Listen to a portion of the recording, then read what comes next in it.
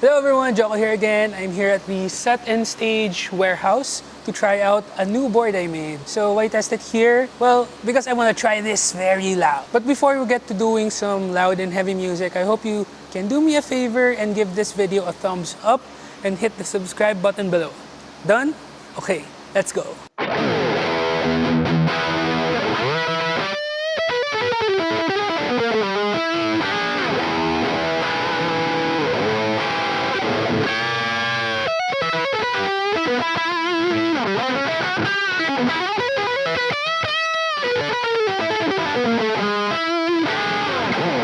So here's my board. I'm only using 3 stomp boxes here, 4 if you include the flow tune pedal. These are some of the latest releases from NUX. NUX has been releasing a lot of awesome gear lately, so do check them out at www.nuxeffects.com. I put the link in the description below. Most of the time I use NUX multi-effects modelers because I don't really like big monster pedal boards, but this small and simple setup right here can take on any monster board setup. Nice and light but hits really hard and heavy. I'm just gonna give you a quick peek because I wanna go out and rock out with these babies stat. Okay, let's start with this one. This is the Yukio Chorus, one of the newest releases under the NUX Mini Core series. This baby packs 3 chorus pedals into 1 mini monster of chorus stomp box. So you have 3 modes to choose from. First is the ST mode, which is based on the MXR stereo chorus.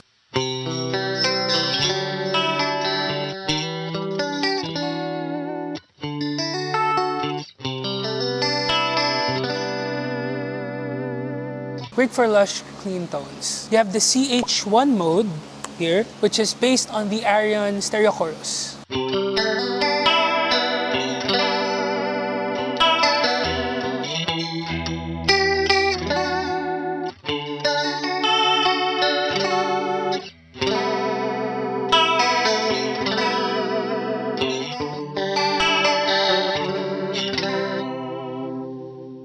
It's a classic chorus with a Leslie amplifier type effect. So for those of you who are not familiar with the Leslie amp, the Leslie is an amp designed for the Hammond organ but was used by a lot of crazy guitar players from the 60s because of that really crazy avant-garde tremolo effect produced by its rotary speakers.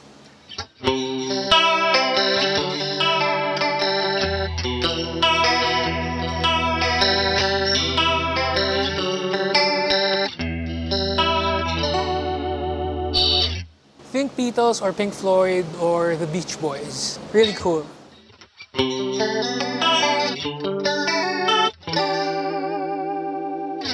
Mode 3 is my favorite, which is the CE1 mode based on the Boss CE1. Sounds great when you mix it with your lead sound.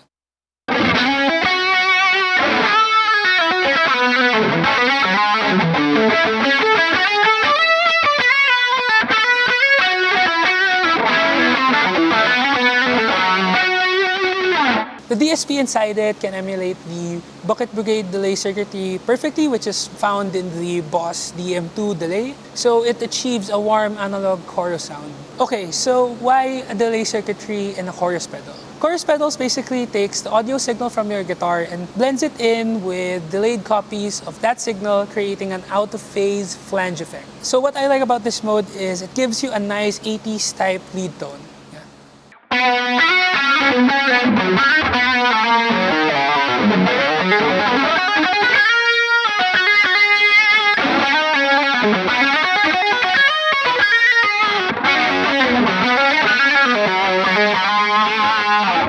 Yeah, I'm really loving that nice old school 80s vibe. Next, we have the Edge delay, also from the NUX Mini Core series. I'm using the analog delay setting, which also emulates the Bucket Brigade delay. I like this setting because it gives a little warmth to raunchy high gain lead tones. You can check out my previous NUX pedal demo for more information on the Edge delay. Link is also in the description below.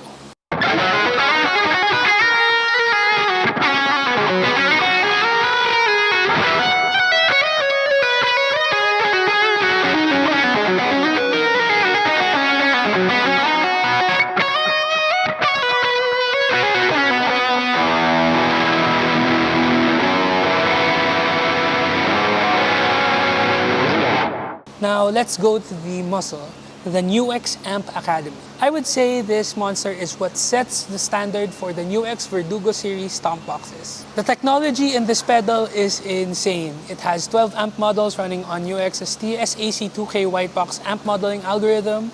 TSAC stands for True Simulation of Analog Circuit, and 2K is basically their categorization of sound quality. Pretty much like how TVs and monitors are categorized. You have HD for high definition, which applies to the likes of the MG300 and MG400 amp modelers. 2K is basically the amp algorithms running higher definition sound. This baby has 3 amp models running in TSAC 4K, which is what I'm about to test today.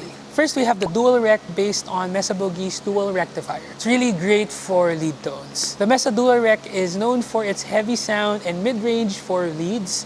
John Petrucci, one of my favorite guitar players, used the Mesa dual rec for his bread and butter sounds. Okay, let's try it out. I'm gonna set 2 scenes in this amp model. For scene 1, I have the effects loop on with a delay, hall reverb on, tube screamer, boost, and for my IR, I use the GGD Kali OS IR on the non-leaf fat lead IR preset. Scene 2 is my rhythm.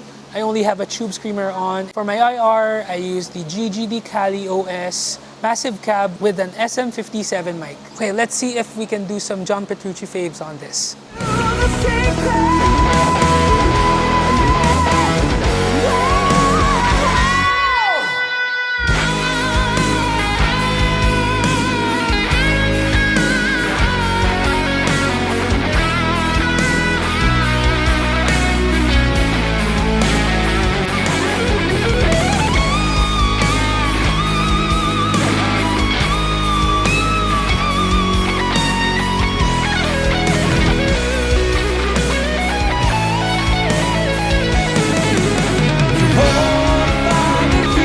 Next up in the TSAC 4K is a Fender Twin Reverb emulation. I use this for ambient clean parts.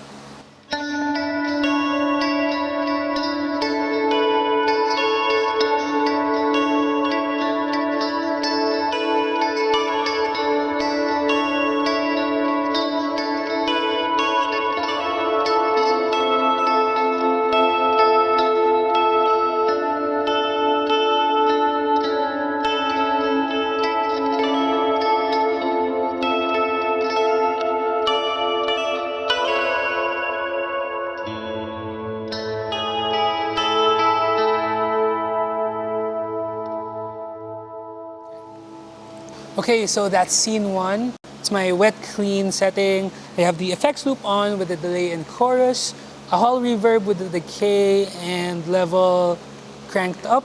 I have the Rose comp, and for my IR, I use the onboard Shoptones Fender Twin Reverb 67 IR. Scene 2 is my dry clean for funk, rhythm. So I have the Rose comp on and the Shoptones Fender Twin Reverb 67 IR. And to add a 3-dimensional effect to it, like you're in the room with the amp, I added a room reverb with just a little bit of level.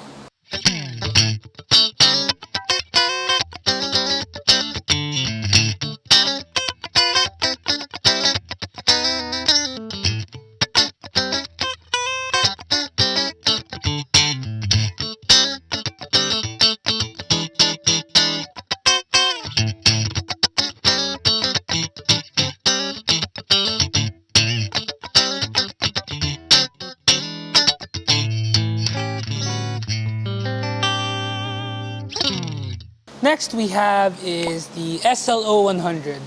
This is based on the Soldano SL0100. It's famously used by Eddie Van Halen for the recording of For Unlawful Carnal Knowledge. The amp sounds really chunky and chewy, great for really heavy stuff. The lead sound of this amp is really vibrant and punchy. Scene 1 is my lead. I have the effects loop on with the delay on. I have a hall reverb, tube screamer, and for my IR, I use the GGD Kali OS IR on the Nolly Fat Lead IR preset. For scene 2, I have my rhythm. I have the tube screamer on and the GGD Kali OS massive cab with an SM57 mic type.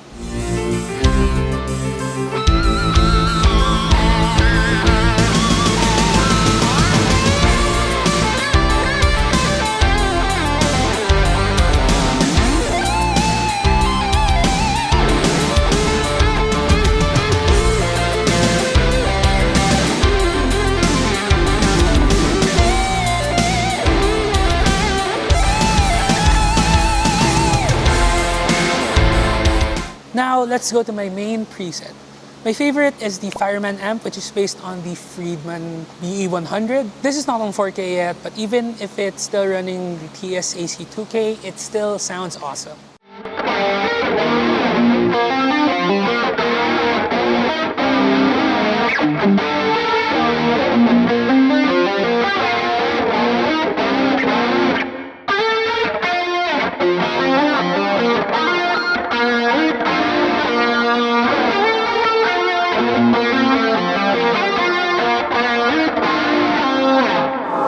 Okay, so for my scene 1, I have the effects loop on with the delay and chorus, hall reverb, a tube screamer for a boost, and for my IR, I use the GG Cali OSIR on the Nolly Fat Lead IR preset. And my scene 2 is my rhythm, tube screamer on, GG Cali OS for the IR, with a massive cab with an SM57 mic. Okay, so this is my setup for today, and now I'm gonna try it out with my band.